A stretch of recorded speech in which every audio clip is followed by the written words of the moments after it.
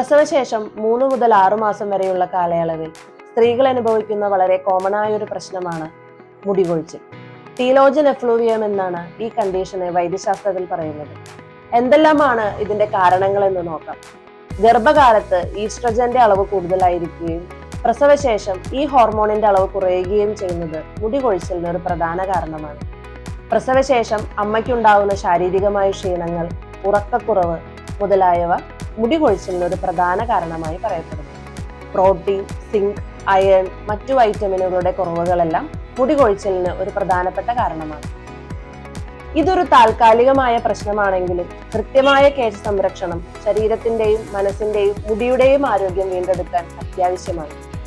നാണുആശാൻ ആയുർവേദ പ്രസവരക്ഷാ പാക്കേജിൽ നിങ്ങൾക്ക് നൽകുന്ന കേശ സംരക്ഷണത്തിലൂടെ നിങ്ങളുടെ മുടിയുടെ ആരോഗ്യം വീണ്ടെടുക്കുകയും മുടി കരുത്തുള്ളവയാക്കാൻ നിങ്ങളെ സഹായിക്കുകയും ചെയ്യുന്നു.